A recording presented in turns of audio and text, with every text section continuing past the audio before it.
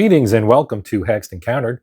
It's playthrough time here, and the game we're playing is Brothers at War. This is designed by Christopher Moeller and is published by Compass Games. This is, as you probably already know, a game of the American Civil War. It's got 4 different battles in it. We will be playing the Battle of Mill Springs, at least the beginning portion thereof. And I wanted to start the video with a wide shot where you can see the whole setup for the game.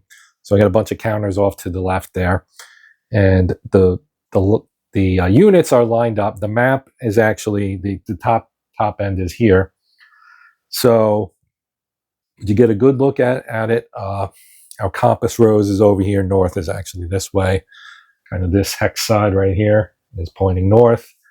So Union forces, as you might expect, are blue, and they're in this area right here. We got some artillery on these 2 ridges, and then you've got some infantry and a couple leaders down in this area, and skirmishers out front. The Confederate defenders, there aren't that many of them. They're right here. We have reinforcements that come in during the battle. This is scenario 8, which is probably the only part we'll actually play, if I even get through 8 turns, which we'll see. My guess is no, but I always like to leave the possibility open. Anyway, you'll see the reinforcements, and when they come in here, I'm missing one. I'll add that before we start. A turn 1, who's supposed to be right here. Anyway, we do have everything's kind of set up in terms of layout. Over here, which you probably won't see very often during the game, but I'll show them when appropriate. We have the cards, the player aid cards, basically, but they're tracks. And we have Crittenden's command, which is the district of East Tennessee. This is the Confederates. Then we've got Thomas's 1st Division, George Thomas, who would later become the Rock of Chickamauga. He's got the 1st Division of the Army of the Ohio. And so he's got his units. He's the divisional commander, but this is like a brigade level game. So he's not actually represented, but his brigade commanders are. And then over here we have the activation tracks. So the way this game works is as you move down the track, there are icons on here that will activate different things. You have these timer counters here that go in the cup, because you draw activation chits out of a cup. The thing about this design that I really like is it's got a lot of it's hard to explain, but you've got chit activation, and you've got this track where stuff happens, and you got cards that you can play that impact play. It seems like it incorporates a lot of mechanics from various systems together in something that I think works really well and is really fun to play. So I don't want to ramble too long, but I did want to show the whole map, because what I'm going to do is I'm going to turn the orientation of the camera, and so you'll see slices of the map like this, with that being the top part of the screen, rather than being zoomed out this far or zoomed in sideways or whatever. Right now, all the counters are sideways. This is artillery. You can see that on there. Artillery is the only unit that has a range. You see that 9 next to the 2. The 2 is its firepower. The 9 is its range. So yeah, mechanic-wise, it's got buckets of dice for rolling hits, and you hit on a 5 or a 6. You activate via chit. You have battle cards that you play. I mean, there's a lot of things that are in other games, but they've kind of all been brought together here in a Civil War game, which I find really cool. Anyway, enough rambling. I'm going to rotate the camera, and we're going to get started. Okay, so I've zoomed in. This is the top part of the map. You can see the 2 artillery units here. They both have, well, actually, this is a range of 9 with a firepower of 2. This is a range of 6 with a firepower of 3. Now, in terms of command, they can be commanded by either brigade commander. Right now, we have Manson right here. Sorry, there's Manson. Right, and we have Wolford. So those are our 2 brigade commanders. And Neither of them is in command range of the artillery, so we'll address that when we get to it. But one thing I didn't mention yet is, well, I did mention it, but I didn't talk about how the mechanics of it so much, is we have this here. You have your activation chits. So these are the activation chits for Wolford. And he has 2. And they'll go in the cup, right? I'll drop them in there. Then we have Manson, also has 2. Throw those in the cup. The one of the Confederate leaders, Zollicoffer, he's right here. He also has 2. Goes in the cup. Now, Carroll, who's the other brigade commander, he was a little late to the party and a little sluggish, and there's rumors that he was drunk and, all kinds of things. So he only has 1. Now, there's an optional rule where he can have 2, but I'm going to play it the historical way and give him only 1. Then we also have our timer. So when we draw 2 of these, and the white one goes in the cup at the beginning of the game, and then you add the others as you play. The others have a slightly different look to them. They look like this. So you can see that right there. It's got kind of a tan. So that goes in when we get on the activation track. We get to the 3rd activation. There is a timer on there, and you drop that in to show it. And then the artillery has its own activation markers, and they are right here, as you can see. 2 of those, they go in. And that is that. So we have our cup here. Now our sequence of play is right here. So you can see you've got the preparation phase, activation markers not committed to boxes on the activation display are placed in the cup. 1 countdown marker is placed in the cup. If there are remnant units on the map, they recover, resolve free activations. Sorry, I had that off center. That's all taken care of in the bottom part. We don't, the remnant and all that stuff. We'll discuss that when we get to it. So we go to the activation phase. So selection will draw a marker from the cup and place it on the activation track. The first marker goes in the space marked start. Subsequent pulls are placed in the spaces that follow. If a space contains a symbol, its effect triggers when a marker is placed on it. All right, so let's activate somebody. We'll take our cup. We'll draw a chit. And we got Carroll. Now, Carroll, he does not have any units on the map yet. So let me see if I messed this up by looking at our scenario rules here. Oh, wait, is this the optional one? He's got one that's optional. No, this is not optional. Carroll's brigade has 1 activation marker. All right, hang on. Let me check something here. Yeah, I messed that up. This is actually Carroll's commander marker. So this is the one that goes on the map. His actual activation counter is activated in turn 2.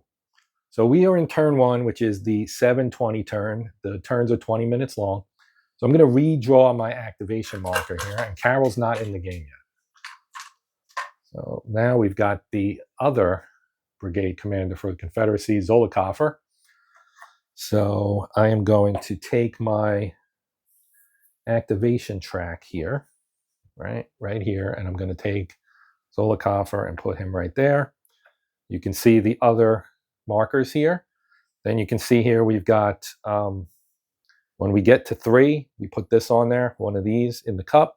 This means draw cards, and that's the only things that are on this particular activation track. There are other things, I believe, on some of the other scenarios, and we also have spaces for broken brigades and exhausted brigades to kind of keep track of there as that stuff occurs. One thing I didn't talk about either is the cards. So we have a deck of cards, and each side gets 3. And I'll show you these are the Confederate cards. So we've got Cussedness, play when a unit or stack retreats.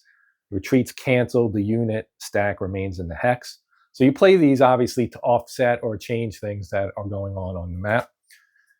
Rally round the flag, play at any time. Disrupted unit stack makes a rally check with a +1 modifier. If the check fails, the unit remains disrupted and takes a hit.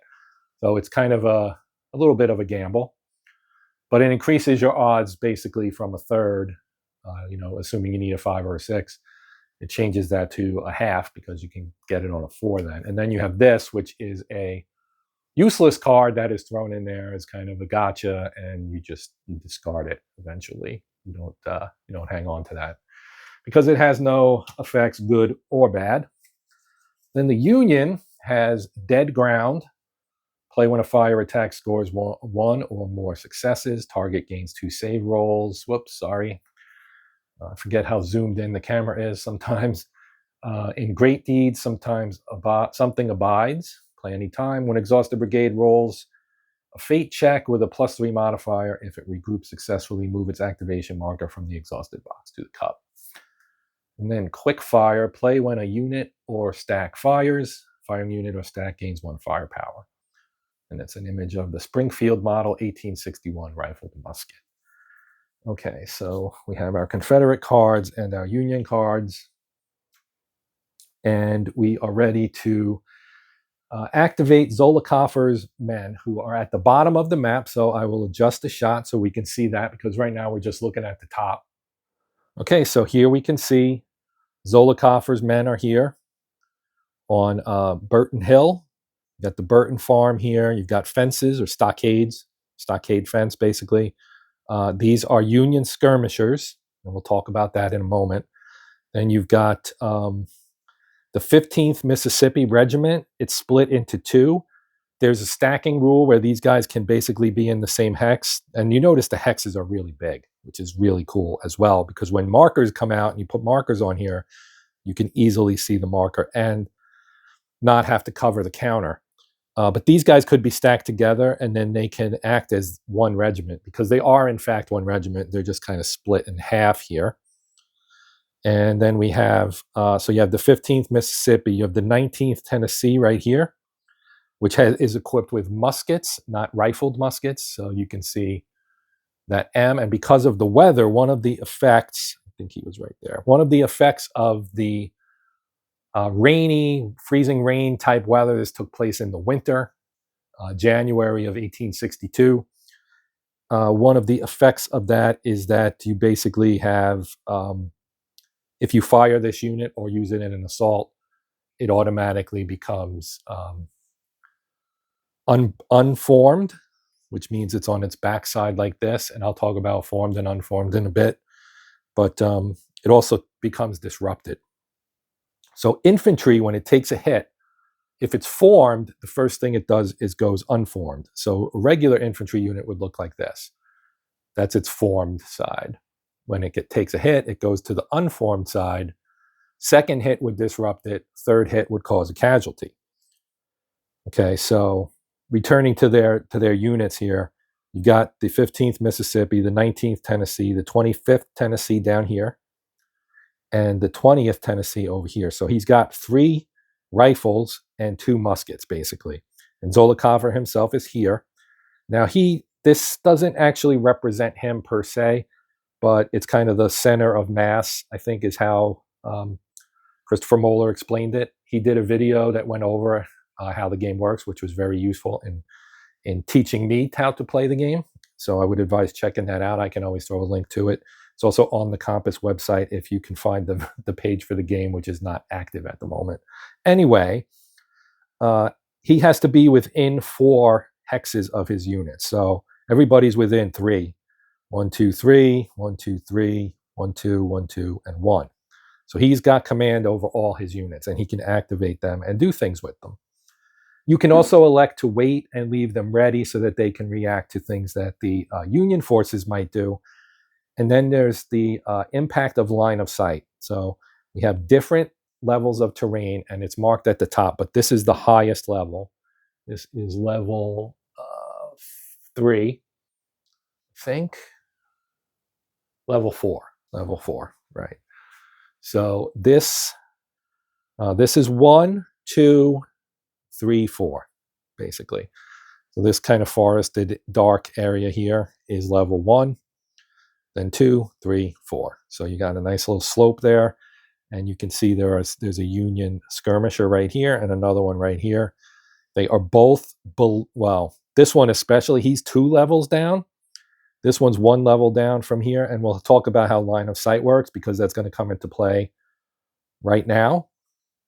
If we wanted to fire at them, which we can. Now, the Confederates don't have any artillery in this particular scenario, so that kind of complicates things a little bit. So going back to the sequence of play, just to kind of take a step back again, this is what you can do when your activation marker's pulled, okay? You can recover, which we don't need to worry about because nobody's taken any, nobody's disrupted. Then you can activate units or pass, and then you can move your commander. So in the case of Zolikoff, if he was out of place and he had units that had moved beyond that 4 hex command range, at the end of your activation for his brigade, you can move him. Okay, and then after that, you return to the selection step, and it just goes like that until you run out of, or until you draw that second countdown timer, and then that would end it, the countdown marker. So line of sight, okay, this, as I mentioned, is level 4, and this is level 3. So he is in level 3. He's lower than these guys, but there's a line of sight shadow, LOS shadow, in the rules. Now, I believe, if I'm reading this, and I think this is right, this unit cannot see this unit because he's in the shadow of this higher, even though he's at that elevation, he can't see that because they're not adjacent. If he was here, he could see them. But because there's this intervening hex at that higher, even though it's his elevation, he can't see into the shadow of this hill, basically. This one, however, the line does move along here. So I think that means that he can't see him either because this terrain is in this hex. It's not right along the hex side here. It's over it. So I think that means that neither of these two can see this skirmisher, so they can't fire at him. But they could move and then fire at him. You also have some Union units up here that you might want to take into account if you start moving, right? Now, they're also formed, which means they have to pay extra movement points to cross the fence line. So that there's a lot. I won't say this is like stacked up with Chrome, but there's enough in here to make it, to give it some crunch here in terms of, you can't just do whatever you want. You have to take into account the fence here and the formation you're in. To change formation costs 2 movement points. Movement points they're called movement points in the rule book. You could, in theory, call them action points because everything costs movement points. Firing costs movement points.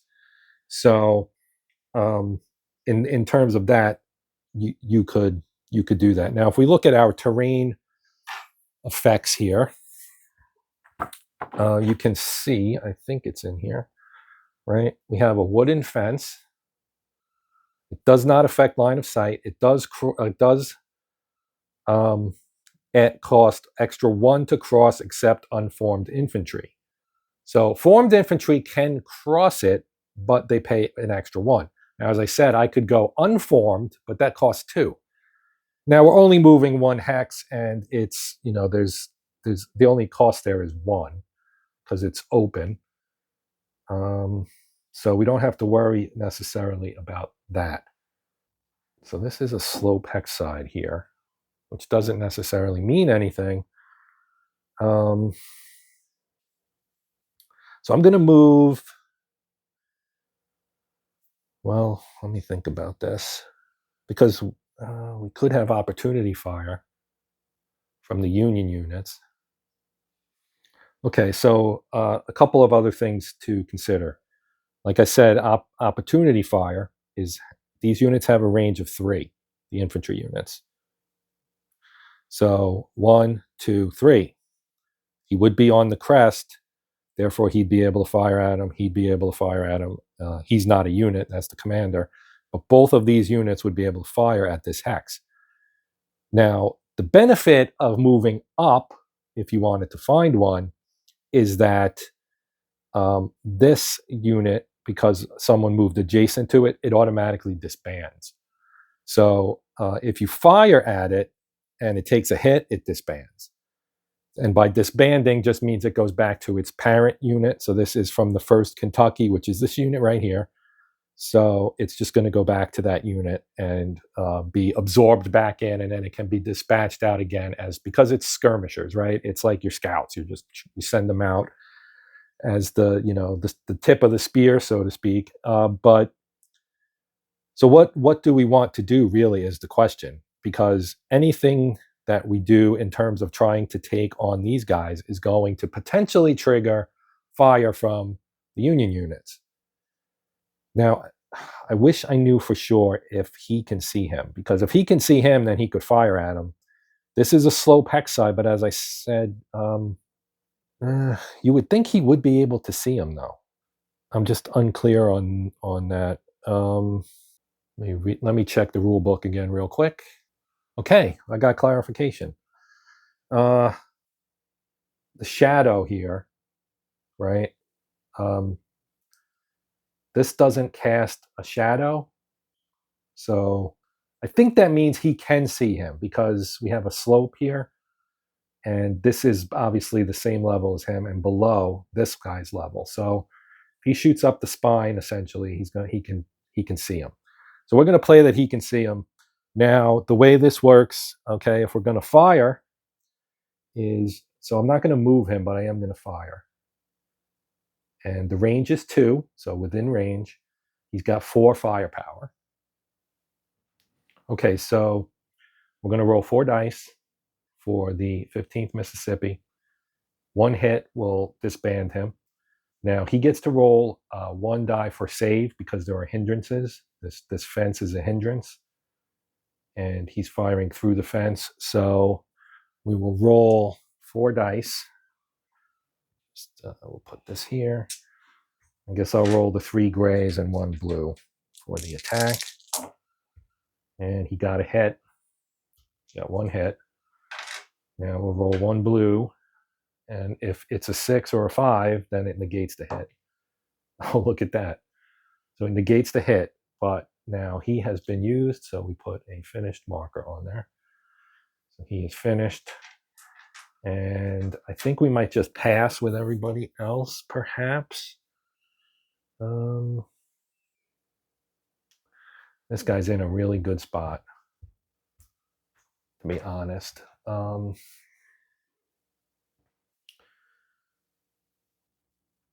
Yeah, I think we'll just pass the rest of the activation for Zollicoffer. So we'll move on to the second activation, which means I'm going to move my marker. I'm going to draw a marker out here. So we do this, draw a marker, and we get USA Artillery. Okay, so we put this on 2 on our activation track. Before I move on to the activation for the U.S. Artillery, when I said Confederates had no artillery, I was wrong, because they have Rutledge, who is part of Zollicoffer's command, and he's a turn 1 reinforcement, so he can enter here, and he enters limbered, and then he can move up to 4. So we're going to move him 1, 2, 3, and that costs 3, so he has to stay limbered. And then next turn I can flip him, and then I'll be able to fire with him. But for now, he's done. And so that ends that. And now we can do the American, they're all Americans, the Northern activation here. So we have to roll for command, for being out, since they're out of command, because Manson and Wolford are both here in, what row is that? 7. And the artillery itself is in row 19. So quick math tells you that that's further than 4 hexes apart. Not even accounting for sideways, although they're actually lined up pretty well. One of them is anyway. One of them's offset by one, but that's neither here nor there. Anyway, so we have to roll to check their command status. So again, you roll and you roll for a 5 or a 6. So I'm going to roll. We'll do the, let's see, what do we have? We have Standards, Ohio, and Wetmore's, Ohio. So we'll do Standards first. And we got a 2, so he's out of command. And then we'll check the other one. And he got a 6. So one's in command and one is not. So we moved the shot a little bit. I put an out of command marker here. Now, he can still, I think, well, let's do the guy who's in command first. So he'll spend 2 to change formation. Okay. Then he's going to move 1, and we're going to send him down the road here. So he's used 3. Now, I think going downhill is only 1 more because, and he's on a road. Let me check that to make sure. So out of command units can move, but they become disrupted when they do. So if we flip him over, he gets his movement of 4. Okay. Now he's going to be disrupted as soon as he does this. So I will put a D here as well. Okay. And these will go with him. So that's 2, 3, 4. And both of these will still remain with him. Like so. And that is the end of, whoops, he's sideways. That is the end of that activation. We draw our next chit here. And we get Wolford. So he goes on the 3. Now 3 also causes us to add a countdown timer marker in there. And so now Wolford is the white. So he's these 2 and the skirmishers right here. Okay, so he's basically got 1 regiment. And they can't really do much until they start moving. So we will move this guy here. Now he's unformed, as you can see, unformed. So he does have 4 movement points. We don't have to do the rallying stuff because nobody is in a bad situation there. So the skirmisher really can't move because if he moves adjacent to an enemy unit, then, I mean, he can move here, I guess. But that doesn't really buy us a whole lot. So we'll leave him here, and we're just going to move this guy here. Now that costs 1. Now, if we moved up again to say here, now he's visible to, we could do reaction fire from Zollicoffer's 15th Mississippi here. So let's do that. As soon as he moved into range, now you might say, well, he can't be seen because he's in the shadow here. And I think that's actually true in this case. So he can't really be fired on. So that's 1. Now, if I move him up again, he has to pay a total of 3 because we'll be moving upslope, which costs 1 extra. Crossing the fence would cost 2 would add a second, and then moving into that hex would be 3. So we're going to do that, and he's still hidden now because he's in the shadow of this here. So he's good, but he's also done because he can't see them either, so he can't fire. And okay, and I think that's going to be it for Wolford. So I got a die in my hand. Let me draw a chit out of here. And we got our first countdown marker. Now, at that point in number 4, we get to draw another card. So I'll draw the Confederates first. They get fastest with the mostest. Play when a unit stack activates, it gains 1 movement point. Okay. We have that in our pocket, and the Union gets well drilled. Play anytime, choose one, target unit stack pays no movement points when changing formation, or target unit stack ignores stacking penalties while moving or retreating. Interesting. All right, so that is that. We draw our next chit, and that ends the turn. Okay, so now we have the turn ended. So if we go back to our sequence of play card here, we have now reached the end phase. So we did final countdown. Once 2 countdown markers are on the activation track, the activation phase ends, we go to the end phase. So we're going to discard and draw. Both players discard all battle cards in excess of their starting hand size. So we had 3 to start. And then draw to their starting hand size. And then cleanup step. Yeah, because you can discard additional if you want. Cleanup step. Remove all the activation markers from the. All remaining activation markers removed from the cup. All the countdown markers, save one or return to the countdown marker box. We don't have any exhausted brigades. We don't have any inactive brigades. Determine if control of any hexes have changed. Well, technically yes, but I don't think that's a victory hex. I would have to check it. It doesn't really make that much difference at the moment. Fate check. So if you have a exhausted brigade, you have to roll here, and you'll get a break, an exhausted, or a regroup. And then there's fate check modifiers, and then reinforcements will enter. We'll put them near their entry hexes, and then you move on to the next turn. Pretty straightforward. Oh, one thing I did not mention, it just occurred to me, is the move commander step. Now, looking here, now Zollicoffer did not need to move because his men are all still within range. And Wolford also did not need to move because his unit and its skirmisher are both within his range as well. And Manson did not activate, so Manson is also basically still within range. We only have 3 commanders. This is a really small, low counter density kind of fight here. So let's do the cards. So they'll discard this guy for sure. And then looking at the other ones, I think we'll just keep them.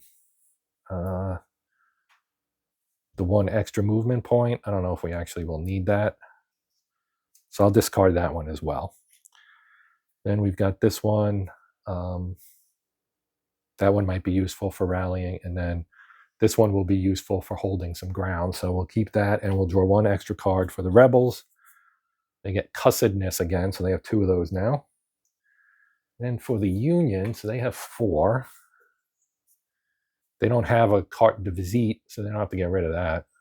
Quick fire with an extra firepower, that's a definite keeper. Dead ground, play when a fire attacks. That's a good one to keep. In great deeds, something abides. 1 exhausted. Yeah, we'll keep that.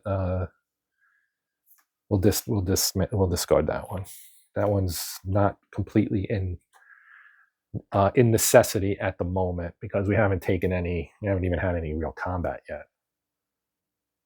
I just noticed I had he's not disrupted, he was just finished. So we're going to remove these because we're moving on to a new turn. And I also will remove the out of command marker, which I forgot to do for the artillery activation. I'm going to take that off as well. Okay, so as we start turn 2, the Union gets a free activation because Manson has 2 activation markers, but neither of them are out on the activation track. So I believe that I'm a little bit confused about the free activation and what it means. The way it's written isn't crystal clear to me, and I might be overthinking it maybe, but because he doesn't have any, I'm assuming it talks about inactive, and to be inactive, you have to have none of your activation markers. Both activation markers basically have to be in the cup, I think. So you get this and you put it on your track. So the first activation is a free activation for Manson. So he gets to activate first. The Confederates also get some, actually both sides get some reinforcements this turn. The Union gets the 4th Kentucky, which also belongs to Manson. Now their entry hexes are all the way at the top of the map, so I'm going to stick it up there by that for entry. And then the Confederates have have Carroll. Some of his, so you have Carroll's activation marker, which I'm going to throw in the cup, and then his actual command marker, which is right here, 2nd Brigade under Crittenden. And of course, here's also his unit, which is a musket infantry unit, 17th Tennessee. And they go on either of the 2 entry points for the Confederacy, which are down here. I'm going to choose this one. And so when Carroll gets activated, he can move his men in, and they're automatically in command. And then when we get to the move commander phase, I'll place him on the map somewhere nearby his unit. I'm thinking they probably need to go this way, kind of towards the farm, maybe. Anyway, that's that. So let's talk about Manson. I'm going to pull his shit out of here because I think that's what you should do. Doesn't say that, but I would assume so. That you get a free activation. Oh, maybe not. Maybe not. I think it just stays in there, but he gets to activate anyway. So with that in mind, what I think I'm going to do is I'm going to actually move his skirmisher. This will make him visible to this guy here, but he'll extend the range of, so he's 10th Indiana, which is these 2 right here. They're the same regiment. Again, they're split just like the 15th Mississippi is. But if I move him upslope here, which he can do, they can move anywhere at 1 movement point cost. That's one of the special rules for them. Now that we can draw opportunity fire from the 19th Tennessee, or I could elect not to do that and move him, which I think is what I'm actually going to do. So then what I'm going to do also is we've got forest here, right? So if we move the 10th Indiana here, if we grab our player aid card and look at our terrain effects, you have woods, right? They block line of sight. The movement cost is +1. He's not mounted. He's not cavalry. You get 1 die for saving if you're fired upon for the cover. And formed infantry and deployed and artillery not allowed. So you have to unform to do this. And he's actually formed and in there, so he probably should already be unformed. I probably messed that up during setup because you can't be in the woods and be formed. So better late than never, that's been caught. So he's going to move here. Now movement cost is a +1. So that's cost 2. And oh boy, this is going to be, well, we'll just move him here. And it'll be, that's 4. He's finished. So I'll put a marker there that says he's finished. And I think we'll take, we'll take Manson here and move him here. But we have to go, you have to flip over first, that's 2. And then move into there, costs 2 more. So he's also done. Finished. And those are his only units now. He also moved, did they get I don't remember, but I think they also get a finished marker. So that ends that activation. And now I will pull chit. And the chits that were already out are still out. So we got Manson again. I'm going to add that. And that adds a countdown marker to the cup. There are 2 in there again. You basically reset. And the markers that are already on the activation track stay on the activation track. But the countdown markers come out, and then you put 1 back in, and then as you go down the track, you'll add more. Okay, so Manson, I think, if I remember correctly, no, they don't have that. I thought they might have had a card that would fix that. We're going to move on. We get the USA Artillery. So this is their second activation, and we each draw a card here. So let's draw the cards first. So grab the deck, grab the Confederate card. Skedaddle. Play when a friendly unit or stack becomes the target of fire or assault. The enemy unit becomes finished, the friendly unit retreats and becomes disrupted. Okay, that could be useful, perhaps. Lady Luck. Play anytime, reroll one die with the +1 modifier. All right, that's handy. Okay, and we have the artillery.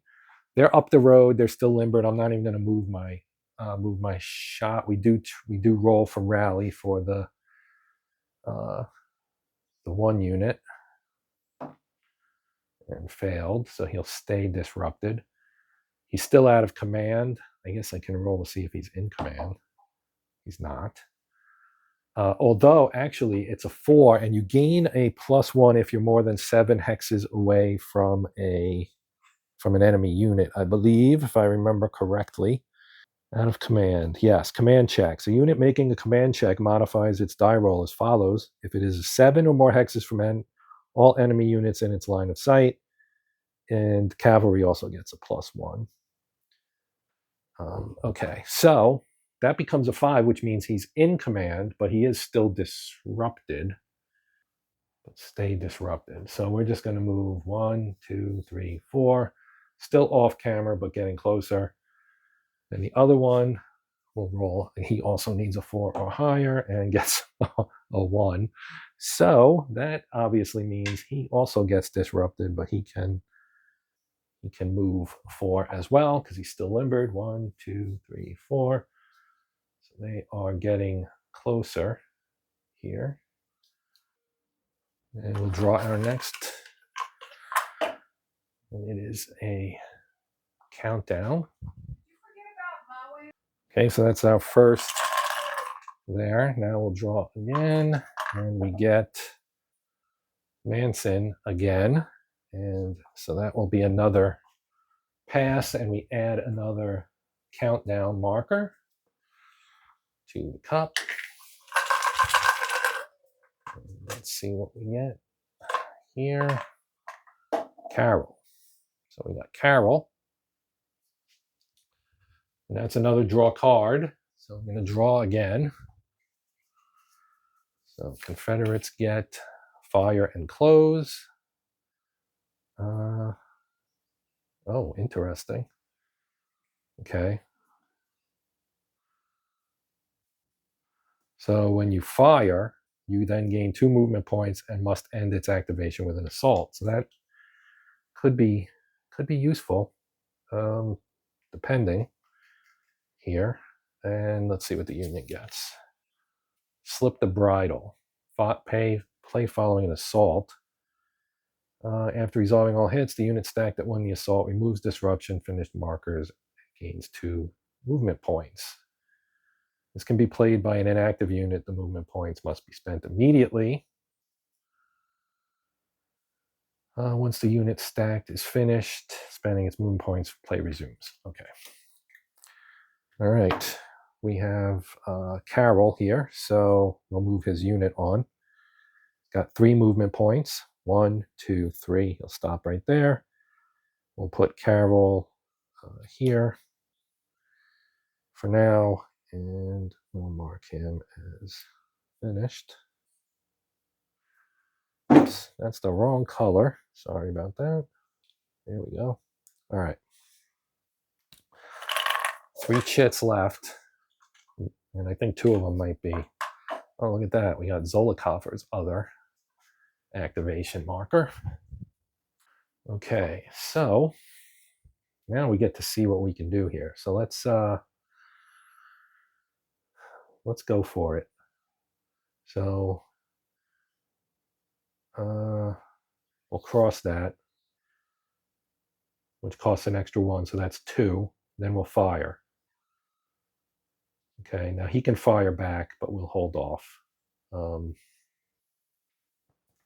he's going to get 4 dice here. So let's just grab the 3 gray and 1 blue. And he got 1 hit. So we got 1 hit. Now in terms of saves, he moved. So I think that gives they give you a handy dandy card if I could remember where I put it. Where did I put that? Well, they give us 2, so I'm going to grab the other one. So here's the calculating save rolls. Did the attacker move? He did. Is he far away? No. Do you get saved based on your formation? I think you do for unformed. Terrain, no. And do you choose to retreat? Is the other one. Actually, this just occurred to me. He might have to attack the skirmisher based on the rules for skirmishers. Skirmish zone. I don't know.